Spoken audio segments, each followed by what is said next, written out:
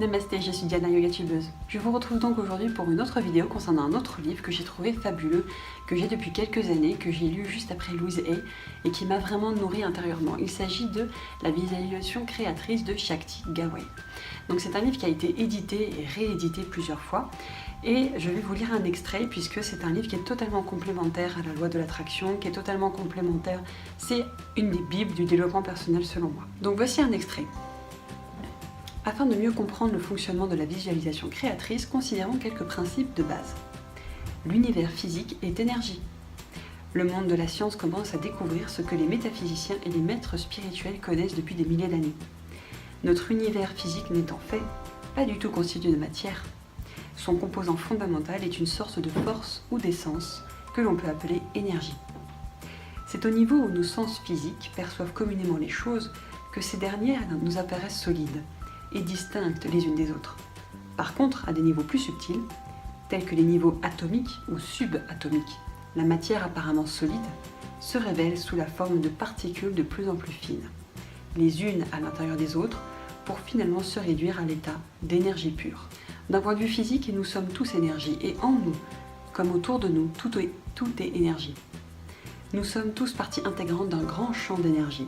Les objets que nous percevons comme étant solides et séparés ne sont à vrai dire que des formes différentes de cette énergie essentielle que nous avons tous en commun. Nous tous ne faisons qu'un, même au sens littéral et purement physique. Cette énergie vibre à des vitesses différentes qui lui confèrent des qualités différentes, du plus subtil au plus grossier. Attention, retenez bien ça. La pensée est de l'énergie sous une forme relativement subtile et légère, est donc capable d'assumer des modifications facilement et rapidement. La matière, quant à elle, étant de l'énergie sous un aspect plutôt dense et compact, se transforme et se déplace plutôt lentement. La deuxième chose à retenir, c'est que l'énergie est magnétique. Une des lois de l'énergie est la suivante. Une énergie d'une qualité et d'une vibration particulière tend à attirer l'énergie de même qualité et de même vibration. Donc ça veut dire quoi ?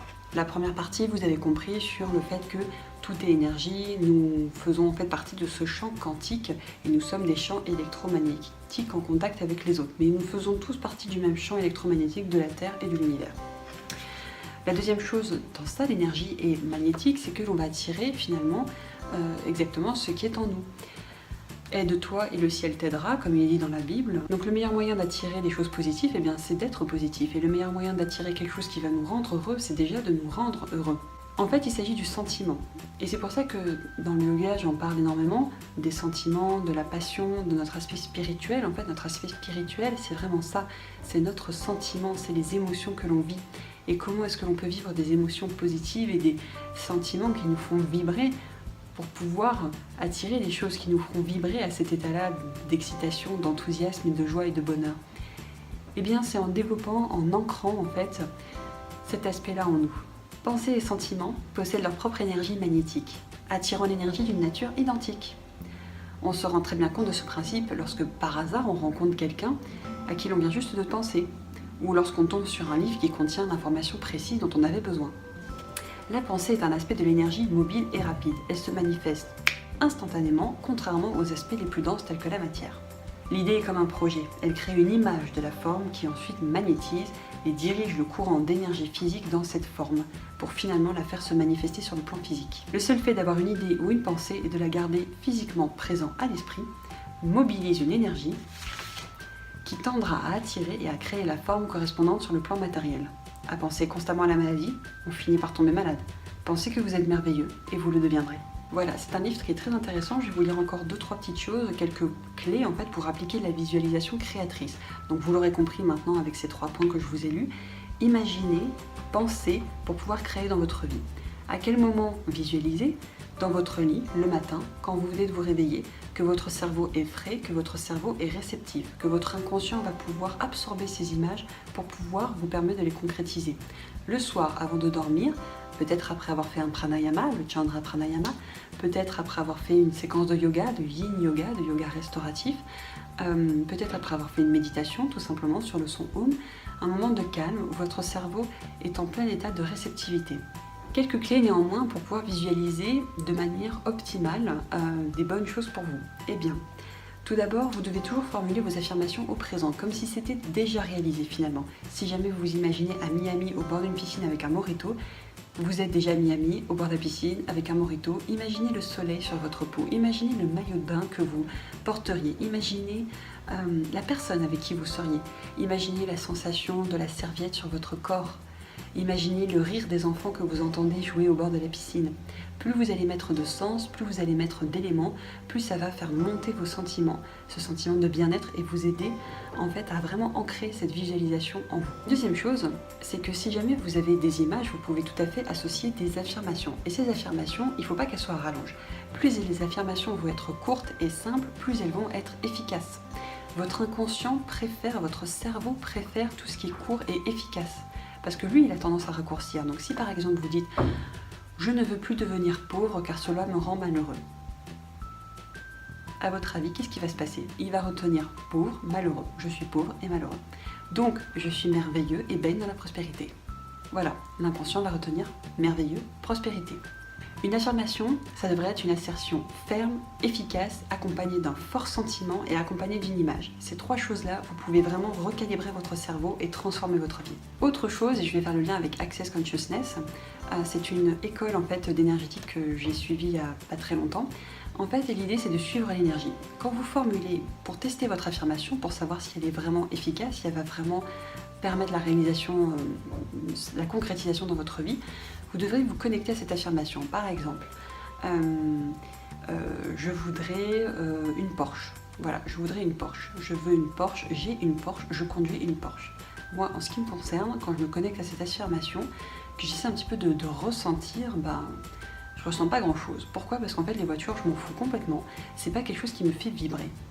Donc, cette affirmation, elle va pas fonctionner. Alors peut-être que c'est des images qui me viennent de la société extérieure, peut-être que ça ferait super bien d'avoir une Porsche, mais moi, en fait, j'en ai rien à faire. Moi, ce qui me fait vibrer, par contre, ce sont les voyages. Donc, par exemple, j'adorerais aller en Indonésie. Donc, si jamais je fais cette formulation-là, je découvre l'Indonésie, je découvre l'Indonésie, je découvre l'Indonésie, tout de suite, je vais sentir un sentiment d'expansion, de légèreté, de bien-être. Expansion et légèreté. Si jamais vous avez ces deux sensations au niveau de votre corps et dans votre mental, si vous sentez que ça vous fait du bien, que ça vous... que c'est, vous savez, comme un gâteau en fait que l'on mange et c'est trop bien avec de la chantilly par-dessus. Si jamais vous avez ces sensations-là, ça c'est très bon signe. Ça veut dire que c'est quelque chose qui vous fait vibrer physiquement. Voilà, ça vous pouvez la garder cette affirmation. Si jamais c'est pas le cas, si vous trouvez que c'est lourd, si vous trouvez que c'est pas très cohérent, si vous trouvez que c'est pas très expansif, modifiez votre affirmation ou changez-en carrément. Pour que vos affirmations fonctionnent complètement, je vais revenir sur les deux autres choses que j'avais dit, Claude Bristol et Louise Hay, c'est de vraiment concentrer toute votre attention mentale, physique, émotionnelle sur cette affirmation. Et le miroir, c'est quelque chose d'absolument fondamental là-dessus. Mais je vais vous donner un autre exemple. Le miroir vous permet de vous regarder dans les yeux, d'entendre le son de votre voix, et si vous pouvez, d'associer un troisième sens, c'est de vous redresser, de vraiment sentir dans votre corps cette espèce d'alignement qui est en train de se faire avec votre affirmation, de se tenir comme un armé, très droit, et de se regarder dans les yeux. Voilà, là vous mobilisez toute votre capacité physique, mentale, émotionnelle, et en plus vous associez un sentiment. Ça va vraiment être quelque chose d'efficace. La troisième chose que vous pouvez faire, c'est quand vous êtes allongé dans votre lit, en pleine visualisation, vous pouvez poser les mains sur votre corps et de faire des pressions, comme de l'automassage.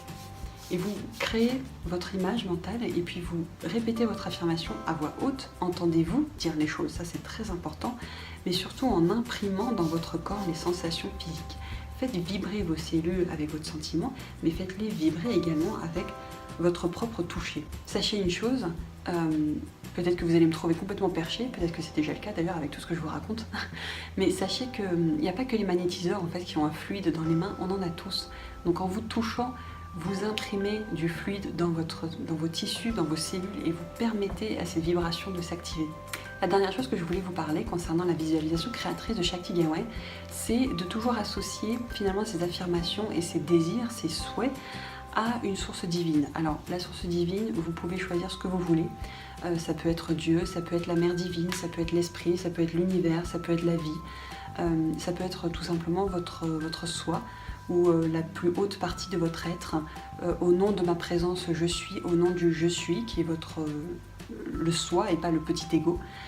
Associer ces affirmations à une source divine vous permettra de la concrétiser beaucoup plus rapidement. C'est comme si ça lui donnait une légitimité en fait.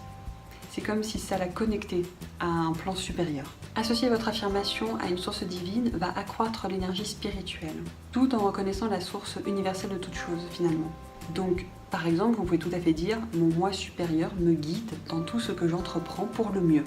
Voilà, ça si jamais vous n'avez pas forcément quelque chose en tête actuellement, c'est une affirmation très simple qui va pouvoir créer beaucoup plus de fluidité et d'harmonie dans votre vie au quotidien. J'espère que cette vidéo vous a plu. Si jamais vous voulez avoir davantage, eh bien, je vous invite à lire le livre, je vous mets le lien en dessous. Et puis je vous retrouve de suite pour une autre vidéo. Merci, namasté. Voilà, c'est fini pour aujourd'hui. Vous pouvez faire 3 choses à présent.